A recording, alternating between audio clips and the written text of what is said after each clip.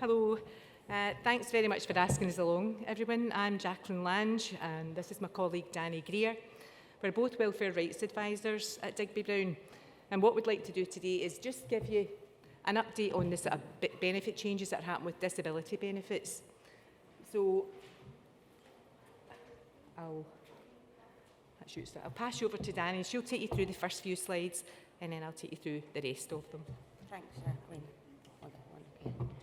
Okay, so what's changing? Basically, the disability benefits have devolved benefits, and they'll now be paid by Social Security Scotland.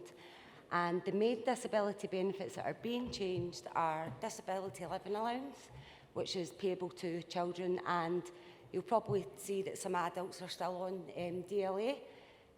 Personal independence payment, which is payable to people of working age, and attendance allowance, which is payable to people of pension age. Oh, that's it. So the first one that's being changed is disability living allowance. That's been changed to child disability payment, and it's launched by Social Security Scotland last year, July 2021. It replaces DLA for children, and you're able to claim that throughout Scotland. So if you've got a child who's disabled, you would make the claim for child disability payment now.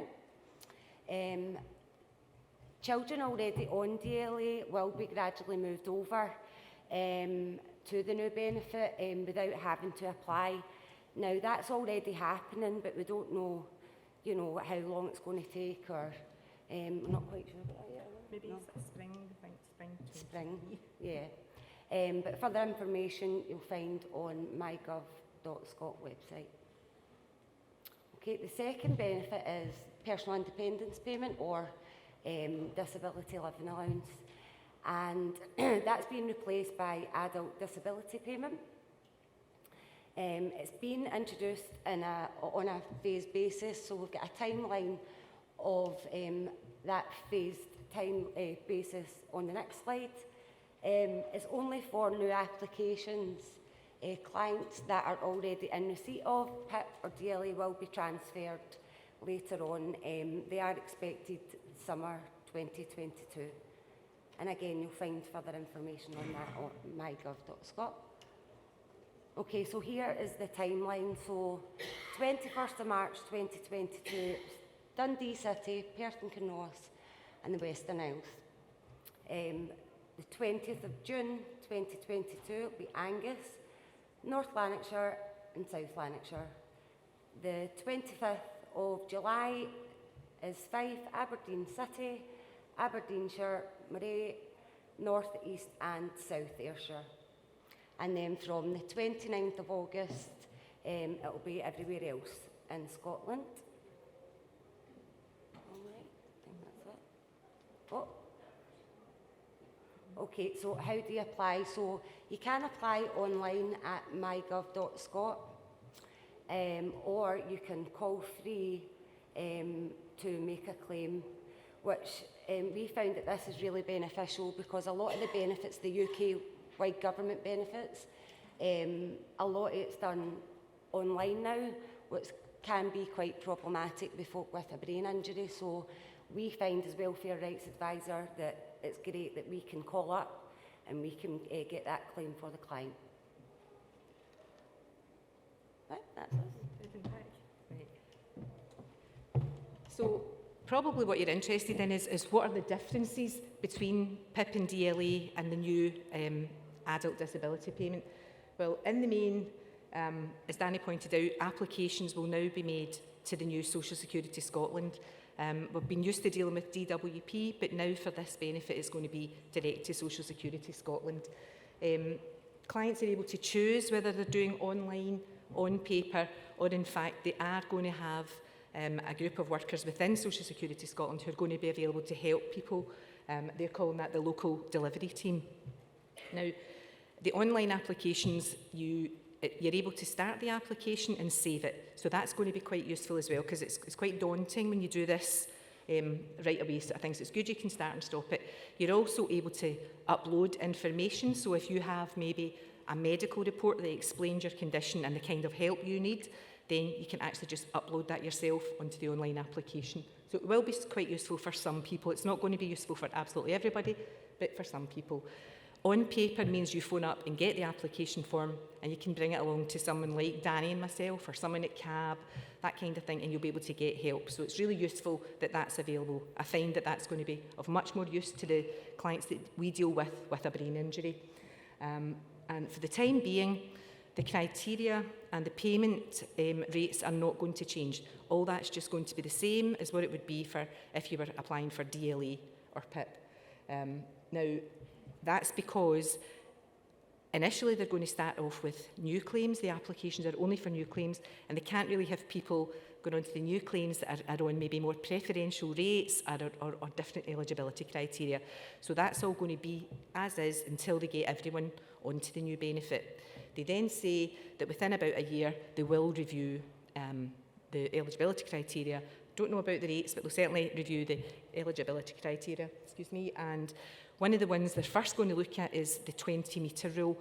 So people who have maybe been used to working with DLA or PIP will know that initially you would get the highest rate of the mobility component if you couldn't manage 50 metres. That changed when PIP came in and it went down to 20 metres, which was quite unfair in a lot of clients. So I'm being told that they're going to look at this 20-metre rule. Whether they do something about it, I can't be sure, but that's one of the ones they're going to look at when they do the review. Oops, what am I doing? Where am I pointing at this?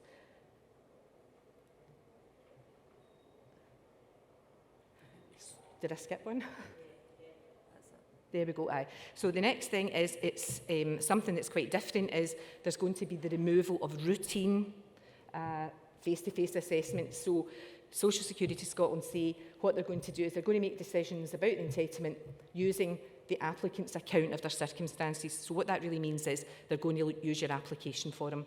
Now, if anyone's heard me speaking before, I'm always banging on about the application form. If you're doing a PIP form or any of these disability benefit forms, you really need to make a good job of the application form. You've got to imagine someone sitting in DWP or indeed the new Social Security Scotland. They've got nothing, they know nothing about you. They're looking at that form and they're wanting to know what your story is from that. So you get as much information as you possibly can onto the form, telling them about the difficulties you have. Now, this is just going to be the same for the new benefit. It's important to get information onto that form because they are going to use it. What is a bit different is they're going to use existing supporting information. Now that is useful because quite often, if you've got information there, people worry about it being, I wouldn't say if it's really, really old, if your information is really old, I'm not sure if that will be there, but if you've got information, you're not having to go and find more. You can send your report or whatever with it, and they'll do that. Now, they're saying the onus is on the department to find the information, but I think if you've got something and you can send it along, that'll really help things for you.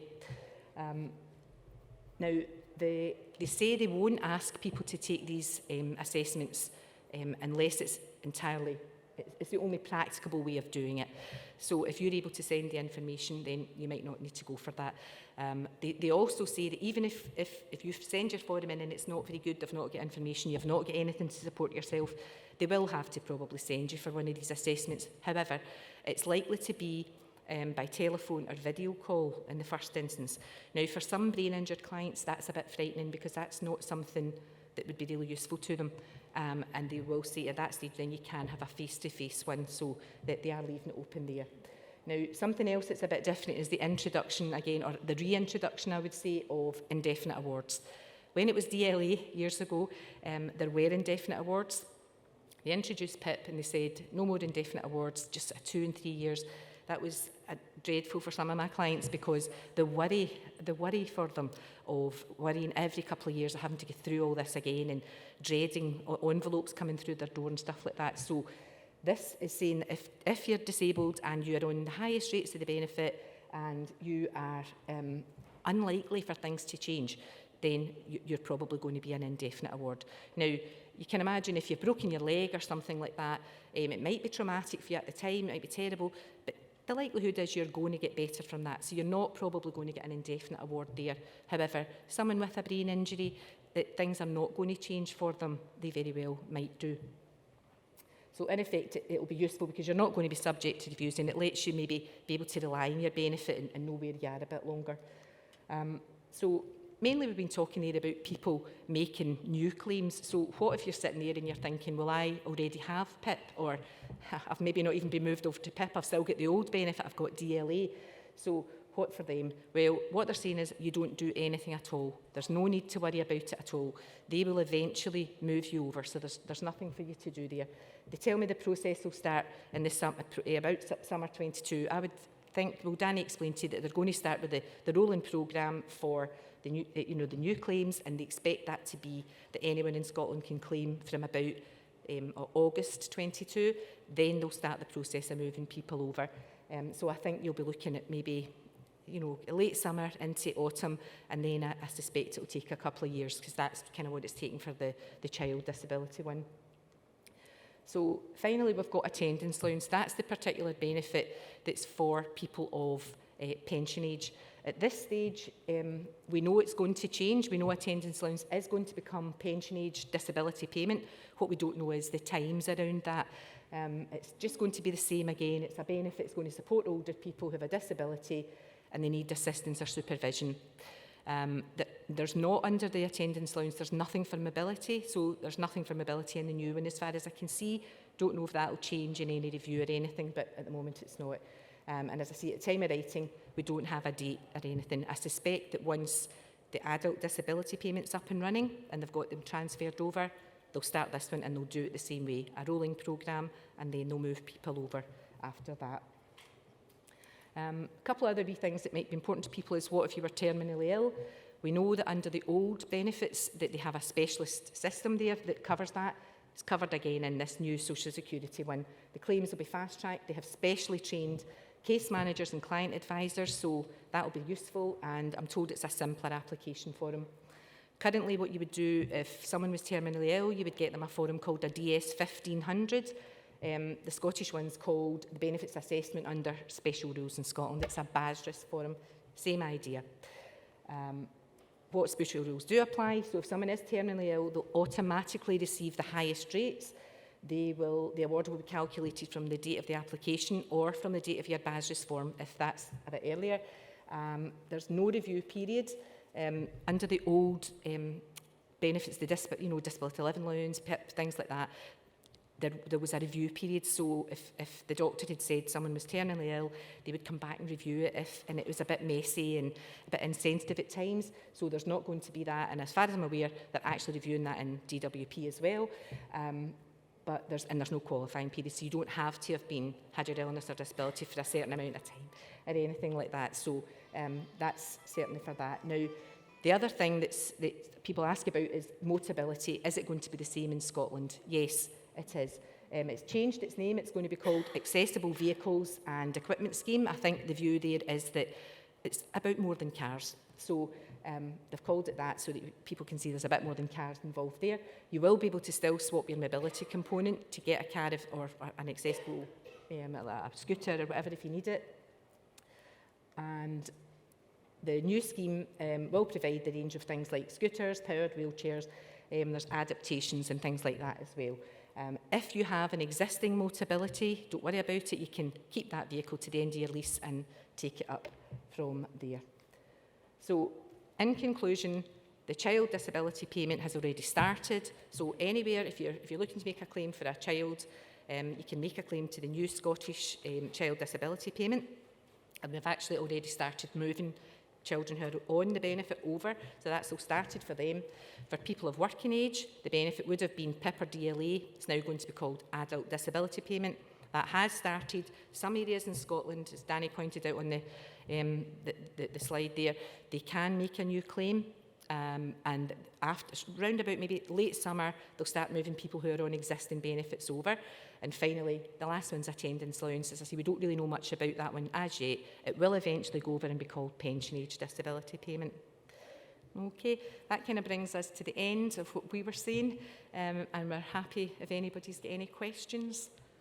Thank you, Jacqueline and Danny. Anybody, any questions? Any questions? Yes, back row again.